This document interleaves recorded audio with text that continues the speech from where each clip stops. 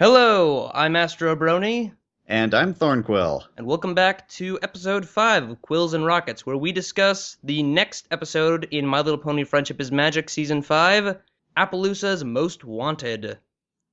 Now, when I saw the title for this episode, I was excited. I thought we were going to get some really interesting cowboy shenanigans and whatnot, which we sort of did. We sort of did, and I agree with you. I think my expectations were a little bit high, and they were definitely bolstered by the mood at the beginning of the episode with the ominous shadow and the ominous harmonica music, even as an excellent parody there. Yeah. And it starts off, obviously, at the rodeo. We get Brayburn back, which I thought was pretty fun. I was happy to see him again. We get callbacks to all old characters and stuff. And did you notice the buffalo were in this episode, too, in Appaloosa, which I thought was pretty interesting. They were just kind of in the background there. And yeah, I thought the whole seeing Appaloosa again and seeing it bigger and expanded it was a nice return to the city. And again, I really enjoyed that Brayburn had a speaking role again, and I thought the dynamic between him and Applejack was one of the more fun things to watch in this episode. It was.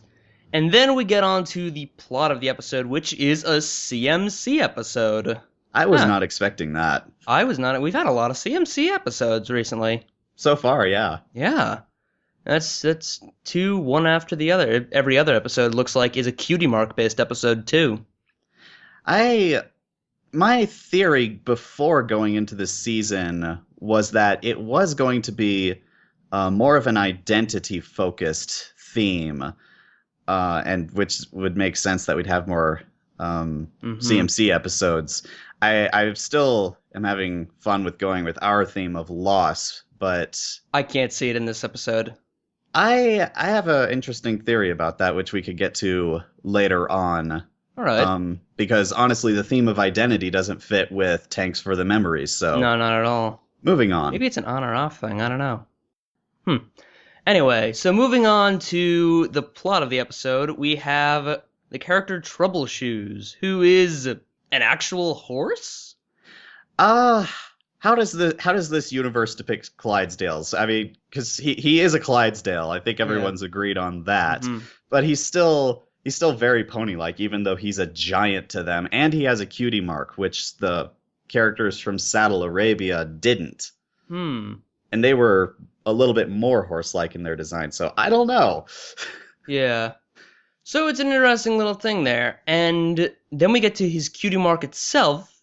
He's an adult. Let's get this over with. He's an adult who has misinterpreted his cutie mark?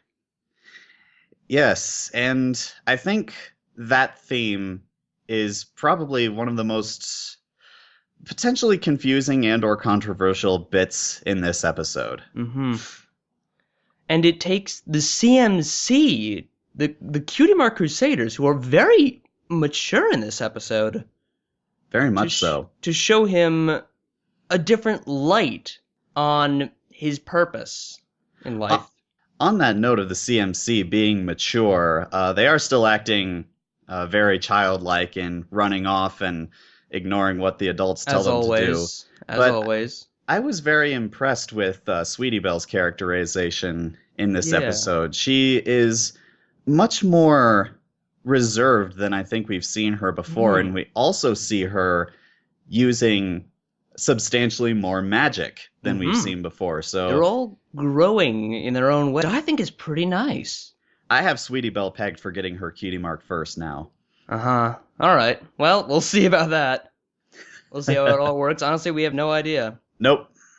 But looking at this season, that brings us down to actually getting a cutie mark, because Troubleshoes got his cutie mark and didn't realize what it meant. And this flies in the face of what we've previously thought we've understood about cutie marks, because before we thought that they appeared when a pony realized and understood what their special talent was and what they were supposed to do, and there was no confusion about that. Which the last episode said that. That's what the last episode with Cutie Marks anyway said was that when you get your cutie mark, it will be fit for you. But is it? And I think I think that's the really confusing part about this whole thing. The way I've come to rationalize it is that I think Troubleshoe's Cutie Mark was suited to him, but because he had an idea of what he wanted to do so strongly set in his head, he wasn't able to realize it. It's kind of similar to Scootaloo in a way. Where she wants to fly. Exactly, and if she gets a cutie mark that isn't related to it, how would she view that? That's interesting. That's a pretty interesting little thing. I think if I were to make the argument that this episode does tie into the theme of loss, I would argue that Troubleshoes has to deal with the loss of his dreams, or at least his ideal form of them. All right. That's definitely it could tie in there somewhere. Again, it's one of those things if you're trying to fit it into the overarching theme. You can, but I think at least it's not too absurd an idea. No, it's certainly not too absurd an idea. The way I'm looking at it now is maybe we're going on and off. Every other episode is a cutie mark based identity episode, and then the others are loss episodes. I don't know. Oh, that's interesting too. It could be. Who knows? So yeah, it's an interesting little tidbit about. I don't have much else to say about this episode other than it just leaves us with more questions about what a cutie mark is, how it ties into a pony, how you interpret it, than anything else. It definitely does, and cutie marks have been cast as one of the more mysterious aspects of magic in the show. Twilight explains that it's an unknown kind of magic, and even what she has claimed to be true about them, like her saying that they're basically impervious to magic, has been shown to be untrue. Yeah, because Starlight Glimmer just takes them away, which that's a little interesting. Yeah. So yeah, I think that this is a fairly innocuous and entertaining episode. I really didn't have too many problems with it. The only thing that irritated me a little bit was how quickly Apple Bloom just jumps in and says, "Oh, that's not what happened. This is what happened. You've misunderstood it the whole time." And I'm thinking, you weren't even born then. Yeah, you know this.